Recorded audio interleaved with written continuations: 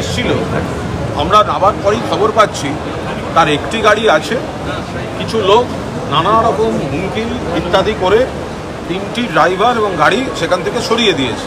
এবার একটি মাত্র গাড়ি আছে। এবার পুলিশ প্রশাসনের বক্তব্য হচ্ছে একবারে যেতে হবে, দুটো ট্রিপ করলে হবে না। এবার মানে যে বাধ্যতামূলক পরিস্থিতিটা তৈরি করা হচ্ছে সেটা হচ্ছে গাড়িগুলোকে তাড়িয়ে দেওয়া হলো, গাড়িগুলোকে ভয় দেখানো হলো, গাড়িগুলোকে হুমকি দেওয়া হলো, চারপাশের কাউকে গাড়ি বা অটো দিতে দেওয়া হচ্ছে না। এবার আমাদের কাছে একটি গাড়ি আছে, 3টি গাড়িকে হুমকি দিয়ে ফেরত পাঠানো হয়েছে। 4টে গাড়ি এসেছিল, তার 3টেকে বার করে দেওয়া হয়েছে, তারা ঢুকতেও পারছে না। একটা গাড়ি এবার যদি আমাদেরকে একবার মানে দুটো ট্রিপও করে, সেটা এখন পুলিশ বলছে না একবারে দিতে হবে। আমরাও ঠিক করে নিয়েছি, ব্যাগ একটা গাড়িতে দিয়ে দেবো, হাঁটতে শুরু করবো, তারপর পুলিশ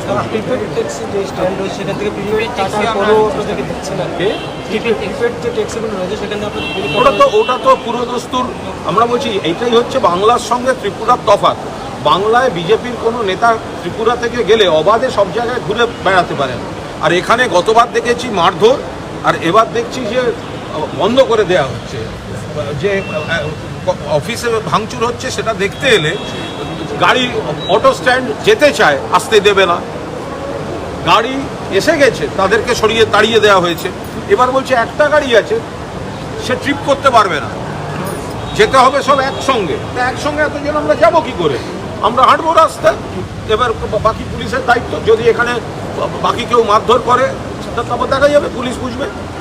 এটা আমি আপনাদের মনে করিয়ে দিতে চাই, আমরা যখন ত্রিপুরাতে বিগত বিধানসভার নির্বাচনে কাজ করতে আসলাম মমতা বন্দ্যোপাধ্যায়ের হয়ে, এটা ভুলবেন না যে একটা মানুষ আমাদেরকে দফতর দিতে চাইছিল না, আমাদের অফিস ছিল না 2 বছর।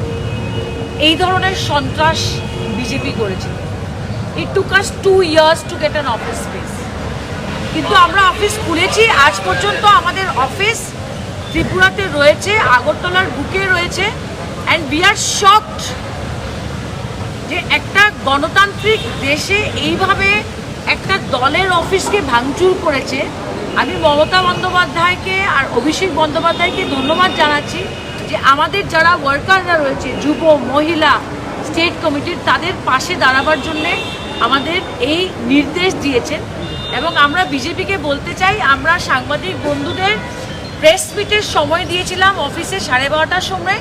আমরা হেঁটে যাই, আর যেভাবেই যাই আমরা আমাদের অফিসে যাবই, দেখি আমাদেরকে আটকায়।